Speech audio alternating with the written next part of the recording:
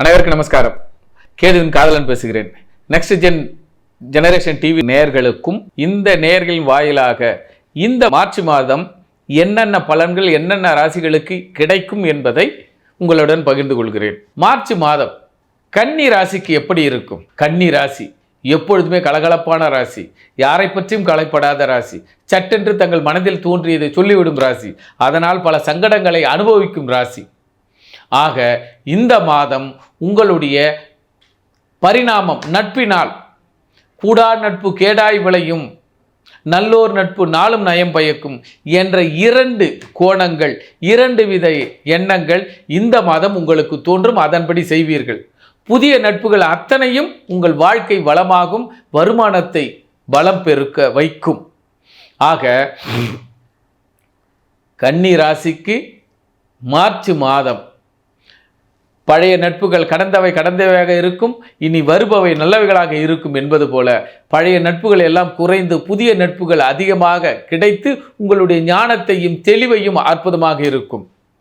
அதே நேரத்தில் பல பெண்களால் நன்மையும் பல பெண்களால் சரிபங்காக தீமையும்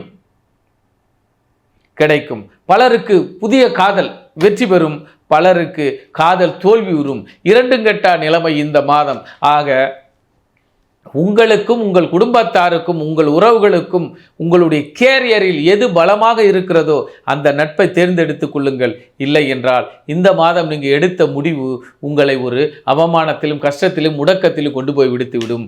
ஆக நீங்கள் உங்கள் சூழ்நிலைக்கு தகுந்த மாதிரி உங்களுடைய அக்கா இருக்கலாம், அம்மா இருக்கலாம், அண்ணா இருக்கலாம், தம்பி இருக்கலாம், எந்த உறவுகளுக்கு எந்தவித பாதிப்பு வந்துவிடக்கூடாது என்பதற்காக உறவை நம்பி எடுங்கள். அதில் உங்கள் வாழ்க்கைக்கு அர்த்தமாக இருக்கும். உறவெல்லாம் வேண்டாம் என்று எடுத்தேன் கவித்தேன் என்றால் உங்கள் வாழ்க்கை சற்று பின்னடைவை நோக்கும். ஆக இந்த மாதம் நன்மையும் தீமையும் கலந்து இருக்கும். அதில் நன்மை எது என்பதை ஆதரியுங்கள், ஆதரித்து அதன் வழியில் பயணப்படுங்கள். இந்த மாதம் உங்களுக்கு வெற்றியாக இருக்கும். இல்லை என்றால் உங்களுக்கு சற்று பின்னடைவு ஏற்படும். கன்னி ராசிக்கு இப்போ உதாரணம், இப்போ எடுத்துங்க, ஒரு புதிய ஃப்ரெண்டு வருவார். அவர் சொல்லுவார், சார் இந்த கம்பெனியில் அப்ளிகேஷன் இருக்குது போடலாமான், இல்லை இந்த கோர்ஸ் படிங்க நான் நல்லா இருக்கேன், அல்லது இந்த ஃபாரினுக்கு போங்க, அல்லது இந்த இடத்துக்கு போங்க, இடம் மாறுங்க, படிப்பு மாறுங்க, உத்தியோகம் மாறுங்க, மேல்கொண்டு இன்க்ரிமெண்ட் மாறுங்க, இப்படி நல்லபடி சொல்வதற்கும் ஆள் உண்டு. அடப்பாப்பா நம்ம அங்கே போய் என்னப்பா பண்ண போகிறேன், இங்கே இருப்பா அப்படி அசால்ட்டாக உங்களுடைய முயற்சிகளை ஃபங்க், அதாவது குறை சொல்பவர்களும் உண்டு. ஆக குறை உங்களுக்கு நல்லதா, நிறை உங்களுக்கு நல்லதா என்பதை நீங்கள் ஆராய்ந்து நீங்கள் எடுக்கும் முடிவில் தான் உங்கள் திறமை இருக்கிறது, உங்கள் வளர்ச்சி இருக்கிறது, உங்களுடைய வருங்காலம் இருக்கிறது. ஆக கன்னிராசி யார் பேச்சை ஒன்றாலும் கேளுங்கள், ஆனால் தீர்மானம் என்பது உங்களுக்கும் உங்கள் குடும்பத்தாருக்கும் எது நன்மையோ அதை மட்டும் ஆலோசனை செய்து அதன் வழியாக பயன்படுத்தி கொள்ளுங்கள். ஆக கன்னிக்கு இருதலை கொள்ளி, இருமனம்.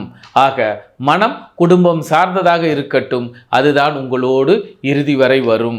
நட்போ அல்லது உறவோ நீங்கள் இல்லாட்டினா இன்னொருத்தரோட நட்பாயிடும், நீங்கள் இல்லாட்டினா இன்னொருத்தரோட வளமாயிடும். ஆனால் உங்களுக்கு உங்கள் குடும்பம் மட்டுமே ஆதாரம், இறுதி வரை அவதாரம். குடும்பத்திற்காக உழைத்து குடும்பத்திற்காக ஓடி உழைக்கும் குடும்ப உறவுகள் உங்களை நம்பி இருக்கும்.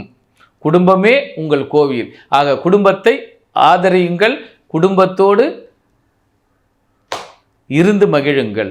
ஆக இந்த மாதம் குடும்பத்தோடு கோலாகலம் கொள்ளும் மாதம் கன்னி ராசிக்கு. நன்றி, நமஸ்காரம்.